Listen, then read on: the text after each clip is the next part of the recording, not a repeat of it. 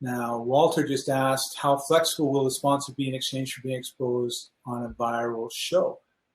I would say very flexible, right? I mean, it's your show. You can kind of set the parameters and the rules and work with the sponsor. Like oftentimes the sponsor is, you're going to be in the show notes, a link to your place, all that sort of stuff. And it's going to be, the Scott, Patton, and Ileane Speaks podcast sponsored by Walter of blah, blah, blah, blah, or whatever it is, right? And then there'll probably be some point in the whole conversation where we want to do a product placement. Walter is an expert microphone manufacturer, so just wanted to let everybody know this is the Walter brand of microphones, and I just love it, because I've been using it for X, blah, blah, blah, right? And if you watched my show, 2 months ago before I got this great microphone, you would have noticed that the sound of my voice was a lot poorer than it is today, and really want to thank Walter for that. So to me, I hate commercials in podcasts. Like, I like to listen to talk radio, and when I listen to it, what frustrates me is Ileane's going to be on. The announcer goes, Ileane, thank you very much for joining us, and I really want to know what you think about Periscope. And Ileane's about to talk, and he says, but first, we need to have a word from our sponsor, and then we've got the weather, then we've got the news, then we've got the sports, and breaking news in Chile, we've got this catastrophe. Sorry, Ileane, we'll be back in a couple hours. And it goes on, and so it goes every 15 minutes. Mm-hmm. With podcasting, it's not the case. So I really, and again, it depends on the individual and the different types of podcasters, but the type of podcaster I am and most of the people I know, it's just get out there and work it in. If you have to work it in, otherwise just sponsored by. And I know some people where they have 3 segments. This is a segment we talk about Periscope. This is a segment we talk about Blab. This is a segment we talk about YouTube. And now we're going to be moving into our YouTube segment sponsored by Ileane Smith. And Ileane does this, that. Get her at Ileane.com and blah, blah, blah, blah, right? So, I mean, you can put that in and that's it. And that's a certain amount. You could have them sponsored. And so there's a third of the show. That's a third of the price if you want, or it's a price. And then you've got the whole show is sponsored by Walter. Walter pays a different price. And he gets this, and he gets that, and you pile on all the benefits. But the benefits are not you're going to have 10 new customers a week, because you can't promise anything like that. This is going to get you exposure to, and every week or 2 weeks you send them a screenshot of the map showing that all the places that the podcast has gone. That's always really impressive. Mm-hmm. Wow, look at that. All these, on my podcast, it has all these little circles, right? And their bigger circles mean bigger people. Mm-hmm. And it's just great. So Jeff says, let's talk dollars and cents. Great questions, by the way, Jeff. I'm so happy you and Ileane are here, mm-hmm. and Walter, and everybody else, Karen. So I didn't mean to leave anybody out, but Jeff is just participating, and I really love it. Let's talk dollars and cents. How can we approach a potential sponsor and compare this to radio advertising? Well, I don't know that you can or that you would. Well, where do you compare it to radio advertising is radio advertising is expensive and I'm not. That's the first thing, right? And also depends on where you are. If it's New York, it's astronomical. If you're, in a 3,000 person town somewhere, it's probably not so expensive. I also know, like where I live, 5 years ago, I did a weekly radio show on weight loss on the local AM station, and everybody else, but we got it for free because they wanted us. But everybody, I guess they sponsored us, but everybody else was paying $5,000 a month. So there's gives you an idea of the cost. I also have a syndicated radio show, and I'm looking at building. Oh, cool! I'm looking at building something on the backside in terms of a podcast. Hence the question. All right, so you already have a syndicated radio show. Okay, Ileane, you have something you want to say? Yes, I do. I have some feedback for both Walter and for Jeff. Okay. All right. And I have to give you my disclaimer. I've only had one sponsor for my podcast, and it was a small, short-term sponsorship. But I listen to just about every podcast there is about podcasting. So I hear about this topic a ton. Okay. So when you talk about having a viral show, to me, that means that you're getting tons of downloads every episode. So in that case, I would suggest that you go to your host.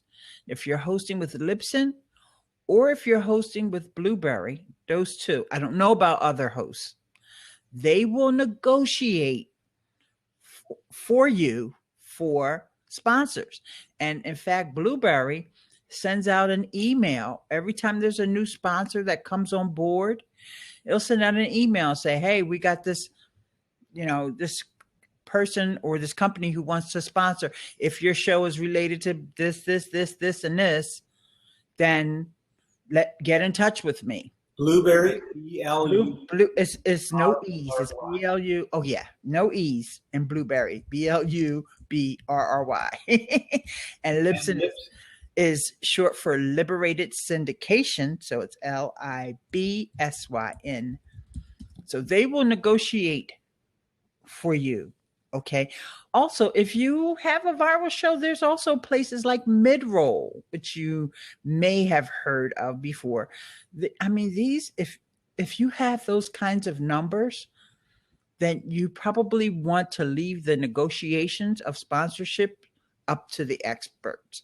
Now, when you say viral show, if you meant that you just had one episode that went viral, that may not do it for you. But if you consistently getting a lot of downloads, okay, good. So then David is adding 5,000 plays per episode minimum.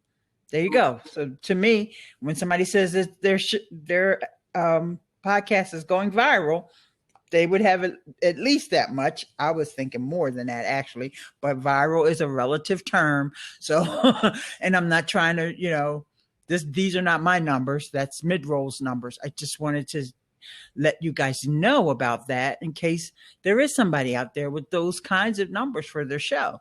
Now, the other thing, if you don't have those kind of numbers, and let's say most of us here probably don't, then, contracts can be negotiated with, any of the potential sponsors. Sometimes it depends upon your niche and what you're podcasting about. I just heard a story recently over an interview on the podcast Answer Man. And this guy has CB radios, him and his wife. They tour around in their RVs. I think really that's where he was getting the sponsorship from. The equipment people who make the CB radios for all these RV, baby boomers that are just riding around the country, He had his sponsorship signed up before he even released his episodes.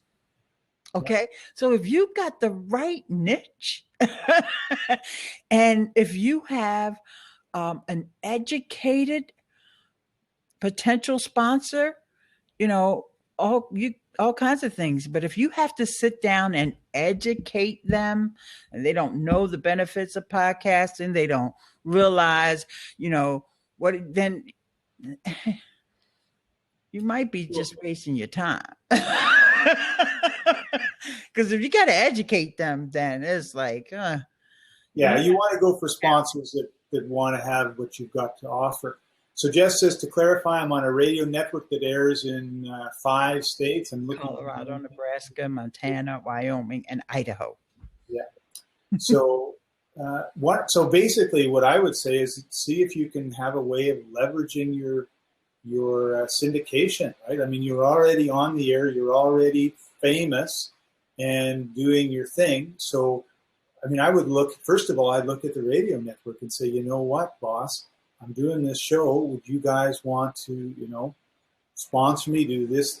First of all, think of the non-monetary things that you would like to get from the radio station. right? Maybe it's better to record in their place than at your place. Maybe it's, maybe it's, if I can put a 30-second ad in my show that tells people about my podcast, then you can be a sponsor of my podcast. So all of a sudden, and it's permanent, right? So you've already got some really, really good leverage, right? And when you go in, now we don't know what your topic is, but when you go into a potential sponsor who's interested in connecting with people that are your audience, you can already say, well, I'm in these states, on these channels, or on this radio station. I'm doing this, I'm doing that. That's what my listenership is. I'm telling them about my podcast. So there's going to be a movement over, they're going to be listening to me on radio and they're going to be listening to me in the podcast. Yeah, this is I like. So I always start where you are, right? Like I remember actually I was just talking to a fellow the other day who used to work for GNC, the vitamin people, right? And he was saying, yeah, like I've got this weight loss product that I'm coming out with or something, and he wanted some people to sponsor him. It was actually a sponsoring question. And he said, what I ended up doing was going to my boss at GNC and saying, was GNC interested? And they said no, but he said, here's a list of all of our suppliers. I'm sure they would be happy to. And he got two of his suppliers to come on board and sponsor him. Yeah, Rob Walsh is a great guy.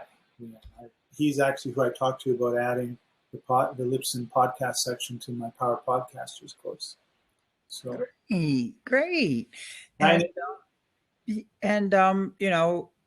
Todd Cochran, in fact, they recorded a couple of episodes of their podcast here, and it's called The New Media Show.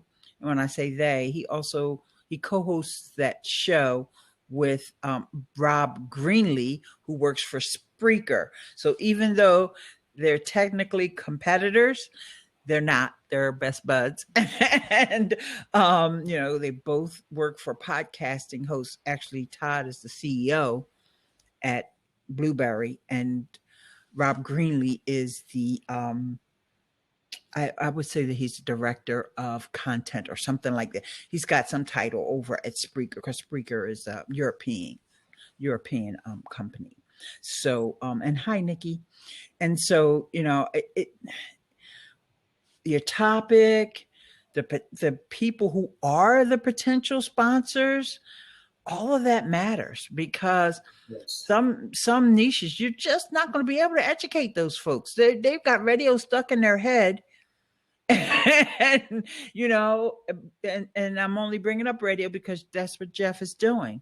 And in the areas that he's in, like Midwest, I don't know how well educated that market is, but those guys, I know that they would be willing to give you some kind of information about your niche and in your area, because they're just nice guys like that.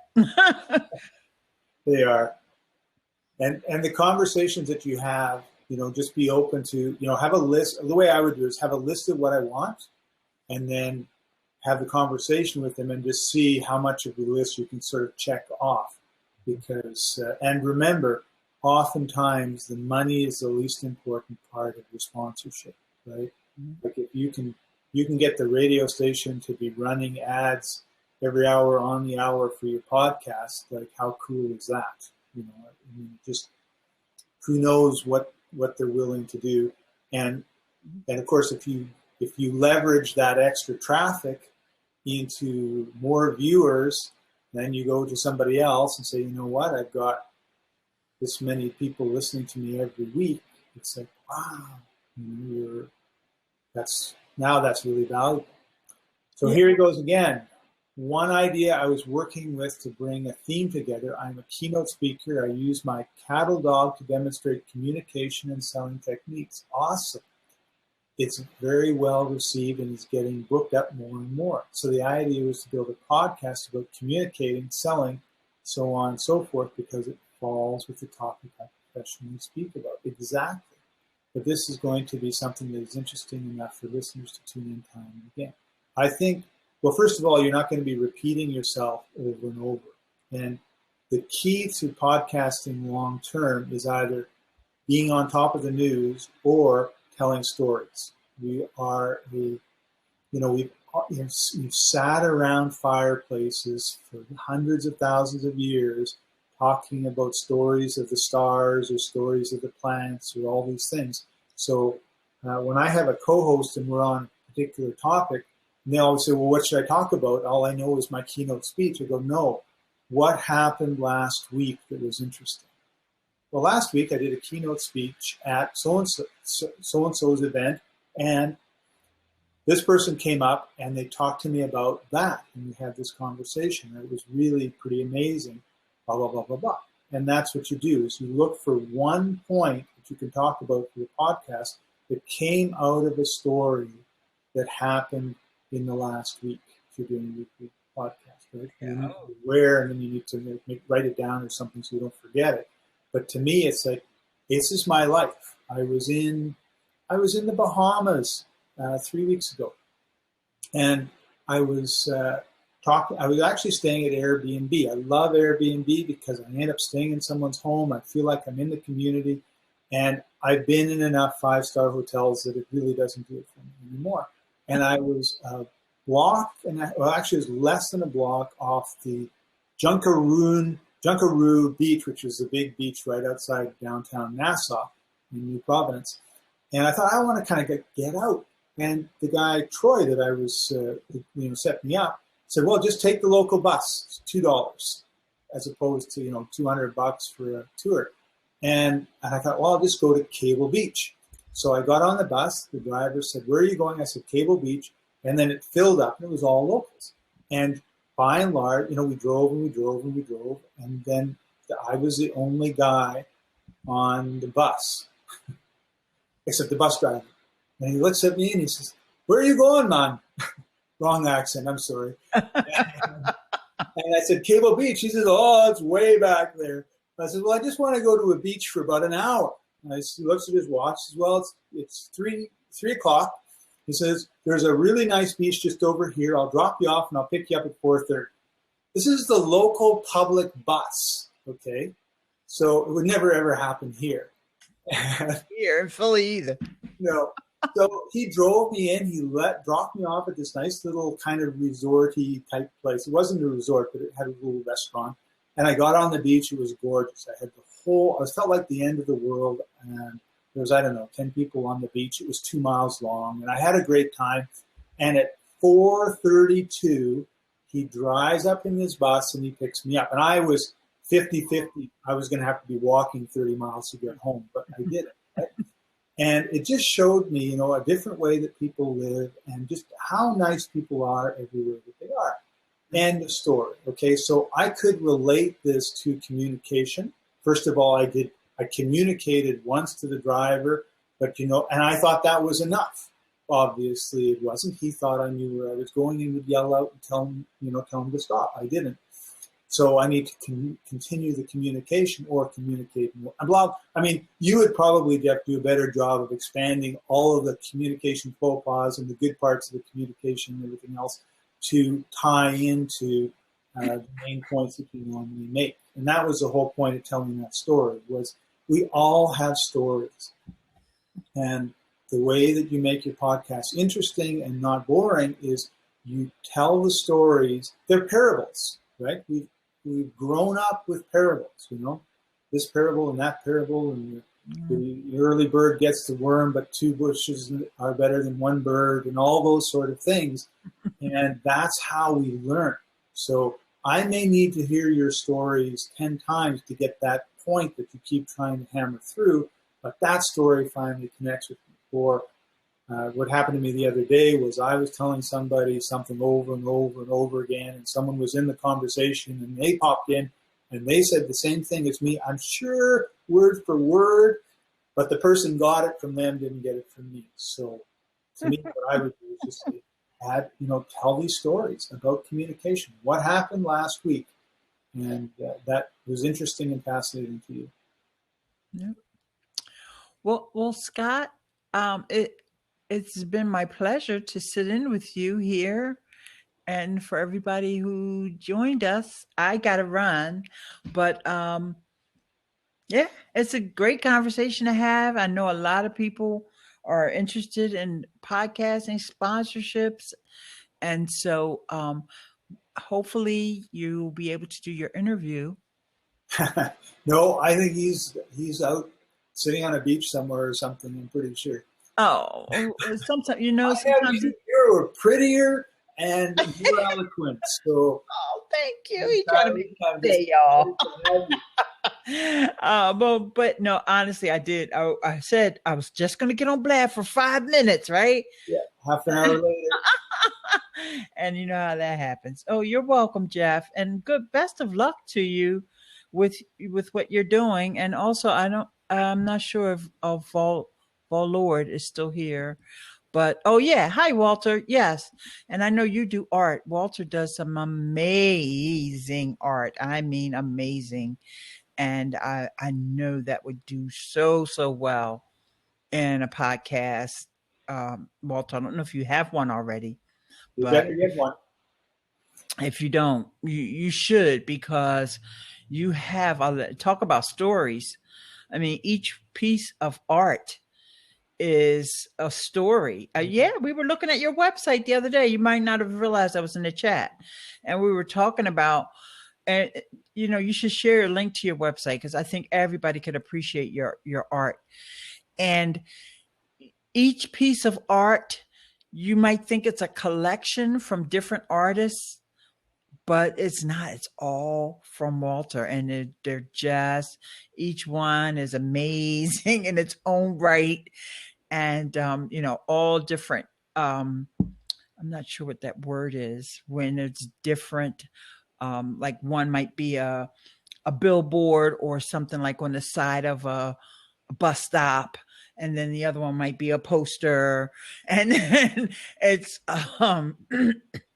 so yeah, really, really, really, really great stuff. Yeah. So it's good. Awesome. Yep.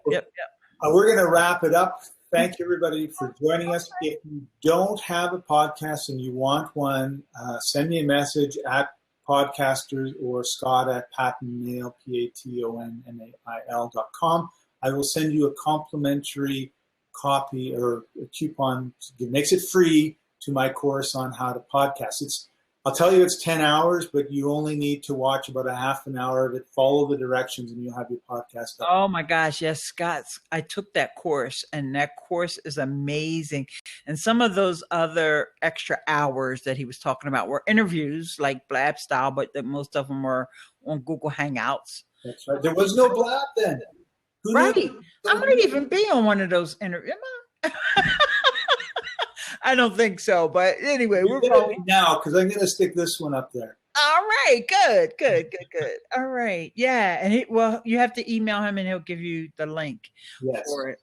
Wait for a second. I'm going to actually sign off, and then I won't close everything, and I'll go get the link for you if you want to wait a second. So thank you, Ileane. Really appreciate it. You're welcome. As always, you're so much fun to be with. All right, great. I enjoy it. All right, bye.